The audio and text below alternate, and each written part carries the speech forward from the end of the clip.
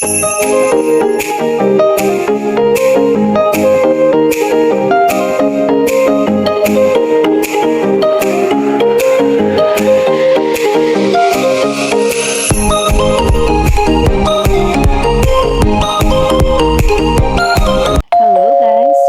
Monday, and today is February 2 and kauuwi ko lang.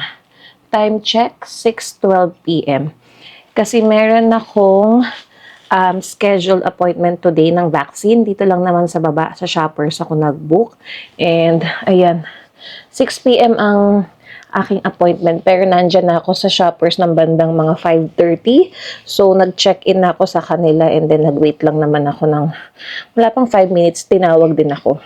Nag-fill up ako ng form, ayan, yung mga tanong na yes or no. So, ayun, ang aking vaccine is the RSV vaccine.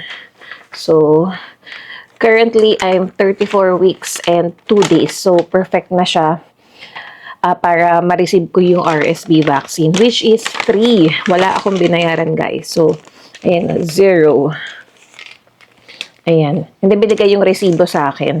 Kasi covered siya ng aming extended insurance, both ni Harold. And ito, meron pa siyang binigay na, sabi niya, resibo din siya, parang sticker. Ayan. Ang mahal pala nito, guys, tong RSV vaccine. 271 and 40 cents. Tapos, may fee siya ng 11.60. Tapos, ang total niya, $283. So, ayan. Covered siya, yo. 0 talaga. Ang brand ng aking nakuha is, ano to? Abrysvo vaccine. So, ayan. 0.5 ml lang naman siya. So, ayan. I'm good. Isa lang naman daw na RSV vaccine ang aking kailangan. And then, pinagstay lang ako ng 15 minutes sa Shoppers para, alam mo na, i-check or kung may mga side effects sa akin. So, after 15 minutes, umuwi na ako. So, ayan. Mahal tong RSV vaccine. Actually, guys, hindi ko nakwento na yung OB ko is inasa ko kung pwede ako sumali dun sa parang RSV vaccine na trial or research dito yun sa Vancouver. Pumayag naman kami, kaso hindi lang tumugma yung schedule ko sa work, pati yung pagsischedule sa akin ng nurse para pumunta sa BC Women's para i-conduct yung study about RSV vaccine yun, guys. Yun, wala naman kaming babayaran doon. Tapos, kami pa nga daw yung babayaran ng hospital dahil sasali ako doon sa research.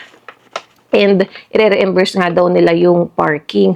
Kasi meron lang allowed na weeks ko sa pregnancy na kailangan ako ma-schedule. Kaso that time, hindi nga nagtugma yung schedule kasi nag-work pa din ako. And kapag lumagpas na yung weeks na yun, wala na, hindi na siya uubra. So, kinancel na lang namin.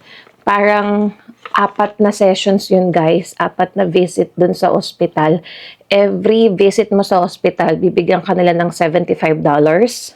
It's either cash daw or e-transfer. So, $75 times 4, $300 daw yung ibibigay sa'yo. And then, i-reimburse nga yung parking. So, ayun.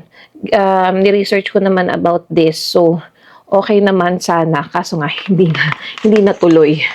Ayan. Kasi, I think itong RSV vaccine is gagawan pa nila to ng paraan para maging free for all, para ma-funding siya ng government. And gumagawa nga sila ng trial para if ever daw, pagkaka-explain sa akin na, kasi parang 2 vaccine to eh. Kung pwedeng isabay na daw yung 2 vaccine para hindi na babalik-balik pa yung mga pregnant women, or kailangan pa ng ilang weeks na interval para doon sa isang shot and then sa second shot. So, parang ganun yung pagkaka-explain sa akin, guys. So, may mga sinend din sa akin through email na consent and then information. Tapos, in-interview pa ako nung nurse noon. Tinawagan ako, nag-explain din siya about dito nga sa research nila about RSV vaccine. Kaso, hindi nga natuloy. So, ayun. Akala ko nga may babayaran din ako sa vaccine na to, guys. Buti na lang wala. na-covered ng extended insurance namin. So, ayan. Medyo late na din kasi akong nakauwi ngayon. Instead of 4:30, nag-out na ako ng 5 kasi sobrang busy namin and kailangan tapusin talaga yung trabaho. So, tas bigla akong naalala na may 6 p.m. appointment, which is umabot naman ako. Earlier pa nga. Ayan. And dumating nga ang aming package from Amazon. Kahapon, nag-unbox ako nung tripod. 1-day delivery lang yun, guys, kasi nga nag-Amazon Prime ako for 30 days. And then, ito yung next 2 days lang.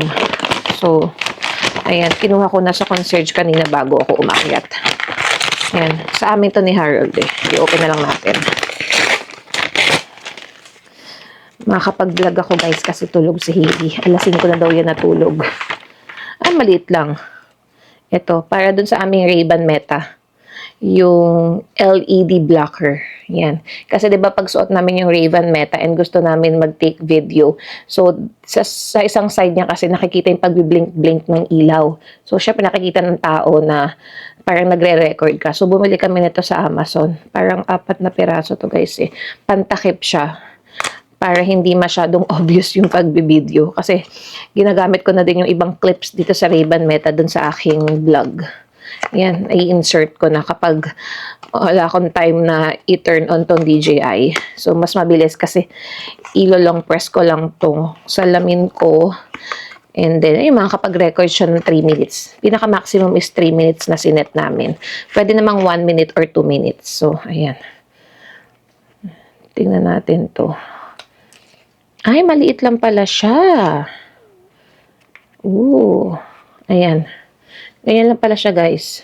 So, tagdalawa kami ni Harold just in case mawala yung isa. Meron pa kaming extra. Kasi isa lang naman ang kailangan eh.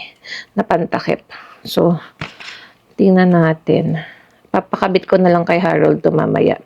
May instructions naman dito eh. So, mamaya na natin yan. So, ayun na nga. And then, ito pa nga yung isang nangyari kaninang umaga. Kasi merong ina-expect si Harold na package from UPS. In-order niya to sa AliExpress. And then, ina-expect niya today. May parang time frame siya na ina-expect na tatawag yung UPS sa kanya para i-receive niya yung package. Dito kasi sa building namin, meron silang policy na meron lang recommended size ng package nung nire-receive ng concierge. Yung medyo malalaking package na, guys, hindi daw i-receive ng concierge. Parang ibabalik nila dun sa courier, which is kung UPS, FedEx, Canada Post. Tapos, lalagyan ka lang ng sticker dun sa may door namin or dun sa mailbox para kuhanin mo mismo dun sa pinaka-drop-off location nila. Eh, kaninang umaga, sa sobrang busy ko din, hindi ko nasagot yung tawag nung UPS. Nag-buzzer na sa akin eh. Kasi alam ko, nag-washroom ako noon, naiwan ko yung phone ko dun sa office. Pagbalik ko, nakita ko na lang yung missed call. And then, tas yun nga, tumatawag sa akin si Harold. Pero minessage ko na siya na may tumatawag sa akin or parang may nagbabuzzer. Eh, bumaba siya. Tapos, kinausap niya yung concierge. Kasi parang nakita niya dun sa parang tracking niya na ni-receive na daw ng concierge. Pero ang nangyari, binalik ng concierge dun sa UPS, tas binigay daw yung buzzer number ko para kami na mismo yung mag-accept ng package kasi medyo malaki daw. So, parang ang hassle pa kasi ina-expect na ni Harold yung tawag sana ng UPS para bumaba siya kasi nga, hinihintay na yun ngayong araw. Expected na niya yung package na yun. Ang nangyari, kinuha ulit ng UPS yung package tapos dinala doon sa location kung saan dapat i-drop off yung mga ganong hindi nakukuha na package. Tapos nilagyan na nga kami ng sticker doon sa may pintuan ng building. So parang ang hassle pa kay Harold kasi pupuntahan pa niya yung drop-off location para i-claim yung package which is nandyan na nga yung concierge. Sana tinanggap na lang sana niya kahit saglit, tas tinawagan isa sa amin para pick upin kagad yung package para hindi na sana magstay ng matagal doon. Kasi nga ayaw nga nila daw na nagtatanggap or nag-i-imbak doon ng malalaking package. Eh most of the time naman kapag dumadaan ako doon sa concierge, ang daming malalaking boxes, guys, na lagay dun sa may gilid nung lobby na for pick up na ng ibang residents. And etong package na to, I don't know kung ganun kalaki ba siya para hindi tanggapin ng concierge. Yung panghapon na concierge, okay naman, mas lenient. Yung umagang head concierge lang, medyo strict talaga, guys. So, ayun. And pagdaan ko dun sa lobby kanina sa kabilang building, may nakita ko isang malaking package na nakasandal na nga dun sa may front desk. So, sabi ko, pipicture ko kay Harold, tapos i-reference ko sa kanya, bakit ito may tinanggap yung panghapon na concierge? Bakit yung package natin hindi man lang tinanggap? Tapos tinawagan sana tayo para kuhanin kagad. Pagkita ko ng pangalan ni Harold. So sabi ko dun sa panghapon na concierge, kuhanin ko na to kasi nga, pangalan naman ni Harold, package namin yan.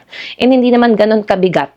So kinuha ko na siya. Ganito siya, guys. So, ayun lang, ganyan lang siya kalaki. Ito, mahaba lang siya, pero magaan. Ganyan lang siya. Ganyan. Yan. Medyo mataas lang siya. Na slim. Tapos ang gaan lang naman siya. So ito, yung in-order nga ni Harold na galing AliExpress. And sa kotse niya to. Tapos, sabi nga ni Harold, wala na siyang dapat iba pang bayaran. Kasi guys, ito na yung second package ni Harold na nagbayad siya ng additional tax. Dahil daw sa tariff ni Trump. So, I don't know magkano yung binayad niya ditong additional. Bukod pa sa tax na binayad niya nung in-order niya to. Meron kasi din siyang isang package na in-order yata sa AliExpress na siningil siya nung Canada Post ng additional $20 para i-release sa kanya. So, dahil nga daw kay Trump yan sa tariff, kaya naapektuhan ng mga packages namin. So, ito yung second time niya na order na siningil siya. Tatanungin ko na lang kay Harold magkano yung extra tax na binayad niya dito para ma-receive lang niya to. Diba grabe? Dati wala namang extra charge. Pero balita ko pati din daw Amazon or I don't know, Shein or Temu kapag order ka, meron na daw additional taxes. So, yan. Narinig ko lang pero I'm not too sure. So, ito, si Harold nga, dahil sa experience niya dun sa isa niyang package, $20 yung additional tax na binayaran niya, guys. Grabe. So, ayan, papakita ko na lang kay Harold to. Pero kanina kasi nagpunta siya dun sa location, which is parang 5 minutes away lang naman dito. And sabi sa kanya na wala pa daw dun yung item. Siguro yung UPS, nag-iikot pa yun na mag-deliver and then hindi pa na-drop off to. Kaya nagulat ako nung nakita ko to dun sa may lobby. Sabi ko, pangalan ni Harold. So, ito na siguro inaabangan niyang package na galing China. So, ayan. Bigay natin yan sa kanya, guys. Ayun lang yun namang naging dilemma kanina. So, I don't know kung meron pang ine-expect na another package si Harold. So, tanungin ko na lang sa kanya magkano yung binayaran niyang additional taxes dito. So, ayun lang naman, guys. And ito na ang aking last week ng pag-work. Then after nito, vacation/maternity leave na, guys. So, ayan, nabago yung date ng pagsa-start ko ng maternity leave kasi kanina nag-usap na nga kami ng boss ko kasi meron pa akong mga personal days na kailangang gamitin. Yan. I think ang magiging start ng first day ng mat leave ko talaga na 18 months is magiging Feb 26 na. Yung February 9 hanggang tingnan natin yung February 9 hanggang 25, yun pa yung vacation and personal day na gagamitin ko. Feb 26, which is Thursday, doon pa yung pinaka-start ng maternity leave ko and then mag-count na lang ng 18 months. Tsaka ako babalik ng work. So, ayan. Ang dami na nga nagtatanong ko, excited na ako mag-maternity leave or mag-off sa work. Sabi ko na lang, mas kinakabahan pa ako sa road test ko kesa sa panganganak ko ng March 10. So, ayun. Yan lang naman ang aking kwento sa inyo, guys, today. Si Hailey tulog pa din. And ito pa nga, nakalimutan ko, guys, sa work yung glucometer ko. Kakamadali ko umuwi. So, hindi ako makakapag-poke ng before dinner. So, maglalagay na lang ako ng notes dito sa cellphone ko tomorrow. Meron akong extra glucometer dito, guys. Pero tinry ko. Kaso, you need to replace the battery na. Ito yung pinakauna kong glucometer dati. Eh, wala. Saka hindi naman to nakasync sa phone ko eh. Yung naiwanan ko sa work yung nakasync.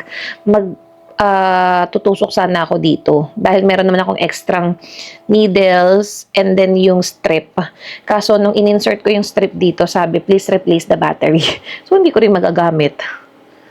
Yan. Sabihin ko na lang dun sa dietitian ko kasi nga namomonitor nila tong aking mga results na naiwan ko sa work. Kaya, ayun. So, ayan lang naman guys. I think, hopefully makapag-vlog ako tomorrow kung anong ating mga ganap. If not, babalitaan ulit ko kayo. Ayan, Thursday, yun yung aming dispedida. 3 kami guys na ipapadispedida ng aming mga boss. Ako, yung isang ko ka-work na aalis din, saka yung isang kong ka-work na aalis din na. Lilipat ng branch naman. So, ayun, and then Friday ang pinaka-last day of work ko. Ayan. Dito ko na muna siguro tatapusin guys itong vlog namin. And I hope you enjoy this short video. And if you are new to our channel, please consider subscribing. And please hit the notification bell for more updated videos. Please like, share, and subscribe. Hope to see you guys on our next vlog. Bye!